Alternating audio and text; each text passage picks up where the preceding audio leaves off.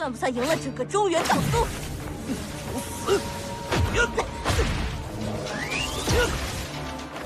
小子的命！是吴越，他没死。来，阴阳一气！救我！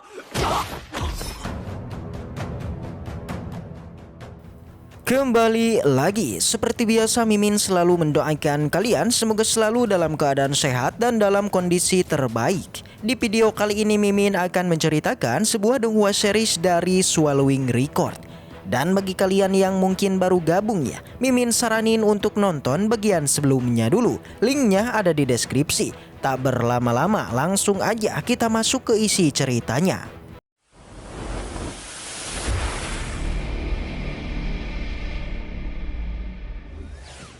Cerita kembali dilanjutkan dengan kini berlatar di arena pertarungan Sekte Tongtian yang memperlihatkan pertarungan antara Sekte Zhongyuan melawan Sekte Tongtian. Di sana pertarungan pertama dilakukan oleh Batian dan juga Julin. Dalam pertarungan itu murid Sekte Zhongyuan bisa dikatakan kuat karena dengan mudah mengalahkan murid dari Sekte Tongtian. Tentu aja semua murid tidak menyangka kalau Julin terlalu kuat, tidak bisa dikalahkan hanya dengan kultivasi di ranah kondensasi Ki tingkat 4. Selain itu, Batian ini sudah mendapat luka ketika berada di lembah takdir, jadi sangat tidak mungkin bisa mengalahkannya. Para murid saat ini benar-benar bingung dengan sikapnya yang bersikeras untuk melawannya. Ternyata hal itu dilakukan olehnya karena ingin mempertahankan martabat sektenya yang sudah diremehkan oleh Sekte Zhongyuan. Jadi Batian bilang mereka harus tetap berjuang dan tidak boleh menyerah. Selain itu dirinya juga tidak rela kalau orang luar melakukan tindakan semena-mena dengan menyombongkan diri pamer kekuatannya. Dan jika Wuyu masih ada di sini, maka sudah pasti si Julin ini akan dikalahkannya dengan begitu mudah. Di tengah-tengah arena si Julin kemudian tertawa tipis sembari menantang siapa lagi yang ingin melawan dirinya. Namun semua orang tidak ada yang maju, membuat ketua Sekte Zhongyuan pun tertawa dan lalu melirik ke arah ketua Sekte Tongtian. Bisa diketahui sebelum kedatangan mereka para tetua sudah menduga terkait kedatangan dari Sekte Zhongyuan yang nampak ingin merebut kolam spiritual. Hal itu bisa dibuktikan dengan sekte tersebut yang biasanya jarang berinteraksi dengan sekte mereka, tapi kini malah datang sendiri untuk melakukan kompetisi.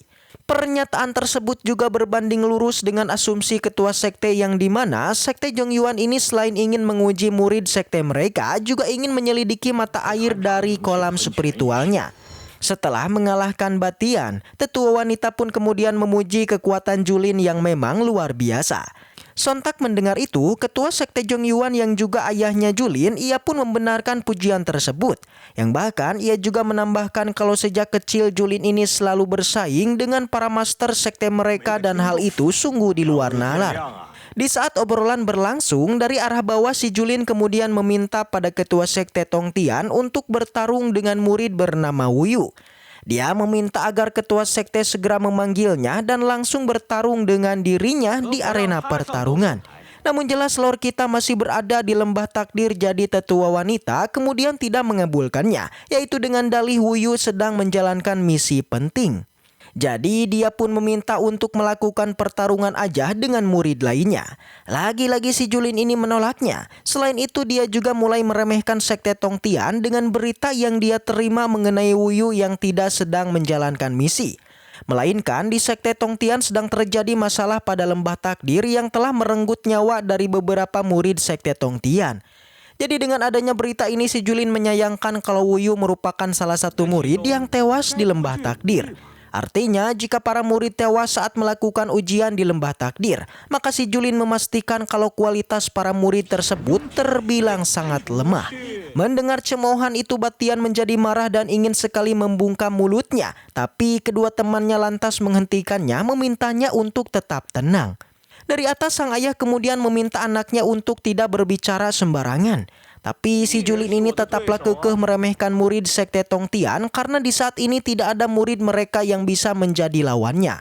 Langsung aja dari kursi penonton senior Su pun memasuki ke dalam arena ingin bertarung dengan dirinya. Namun sebelum itu Senior Su membantah ocehan dari si Julin yang mengklaim dirinya seorang jenius. Karena praktisi yang mengalahkan lawan dengan tingkat kultivasi di bawahnya itu tidak bisa dianggap sebagai jenius. Artinya si Julin ini sedang mempermalukan diri sendiri. Selain itu, Senior Su juga menjelaskan terkait pertarungan Wuyu dan si Julin di beberapa waktu yang lalu. Dirinya telah kalah dan hari ini kedatangannya ke sini pasti ingin melakukan balas dendam.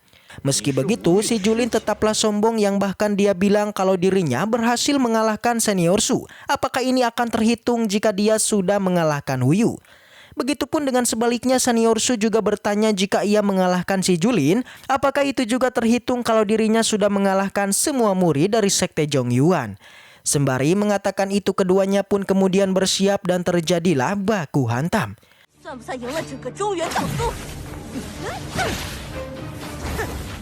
Kembali, si Julin ini terus bersikap sombong yang kini memamerkan baju jirah pelindungnya yang sangat keras. Artinya, senjata sampah yang dipegang Senior Su jelas tidak akan sanggup untuk melukainya. Meski begitu, Senior Su tetaplah santuy yang bahkan ia membalikan ocehan tersebut dengan meremehkan armor si Julin yang seperti tempurung kura-kura. Sontak mendengar itu, si Julin menjadi marah dan kembali menerjang. Awalnya serangan dari Senior Su diremehkannya, bahkan dia pun menertawakannya. Namun sesaat setelah terkena serangan dari Senior Su, tiba-tiba jirah itu pun retak dan berakhir hancur. Melihat ini, si Julin menjadi murka dan langsung mengeluarkan semua artefak miliknya ingin melenyapkan Senior Su.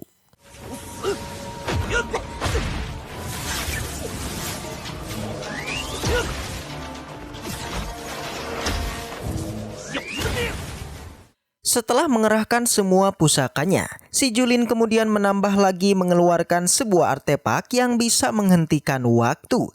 Hal itu bisa dibuktikan dengan Senior Su yang tidak bisa bergerak dan langsung aja si Julin pun menembakkan serangannya untuk bisa mengakhirinya. Beruntung di saat kritis tiba-tiba sebuah tongkat pun muncul melindungi Senior Su dari serangan itu. Sontak aja Senior Su pun menjadi senang karena akhirnya Loruyu masihlah hidup dan kini sudah kembali.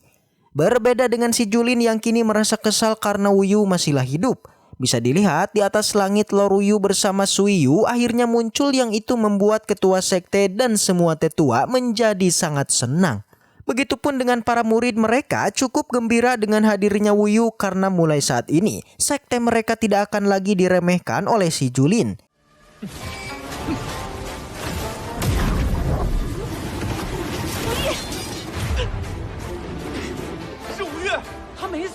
Langsung aja setelah melihat Wuyu, si Julin mengatakan ingin melakukan balas dendam atas kekalahannya dulu. Yang dimana kekuatannya sudah meningkat karena dirinya sudah mengasingkan diri untuk berkultivasi. Dia yakin kekuatannya saat ini sudah melampaui lore kita. Mendengar aksi dari si Julin, Lord Wuyu hanya bisa meremehkannya, yaitu dengan bilang kalau si Julin ini benar-benar memiliki banyak koleksi trik sulap seperti ini. Sontak si Julin menjadi kesal dan bertekad kalau setelah mengalahkannya, maka dirinya akan memaksa Wuyu untuk berlutut memohon belas kasihan terhadap dirinya. Sembari mengatakan itu, semua artefaknya pun diserangkan, namun dengan begitu mudah Lord Wuyu menangkisnya. Sebaliknya, giliran Lord Wuyu yang akan melakukan serangan yang hanya satu hentakan aja, si Julin auto terpental. Lagi-lagi Lord Wuyu tidak menyangka kalau kekuatan si Julin yang masih lemah. Dan jika memang ini kekuatannya, maka itu tidak mungkin bisa mengalahkannya. Dari bawah si Julin terkejut dengan kekuatan Wuyu yang ternyata dia juga berada di kondensasi ki tingkat kelima sama seperti dirinya. Tak ingin berbasa-basi, Wuyu pun mengerahkan tongkatnya dan ditahan oleh pusaka waktu milik si Julin.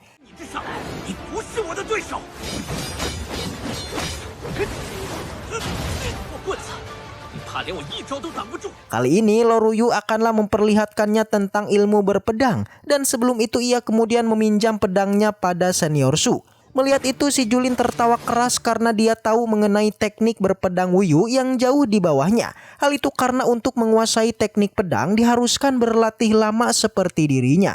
Namun setelah mengatakan itu, Lord Wuyu kemudian memperlihatkan teknik pedang yang sangat kuat, yang membuat si Julin pun panik dan ketakutan.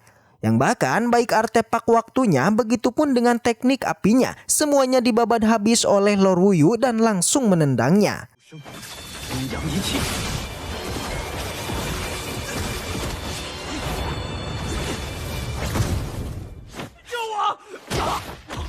Dari sini ketua sekte Zhong Yuan tidak terima dan lalu ia pun menyerang Wu Yu menggunakan pedang raksasa.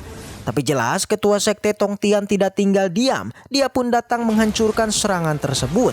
Alhasil kedatangannya membuat ketua sekte Zhong Yuan pun menyudahi kompetisi ini dan mereka pun pergi.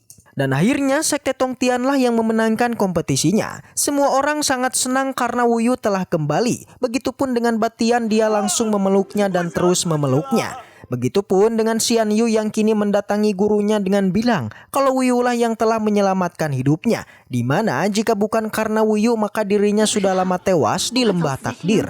Di saat yang sama tiba-tiba awan pun gelap dan muncullah sosok monster besar yang ternyata itu adalah hewan pelindung sekte Tong Tian yang kini membawa Dao Ye.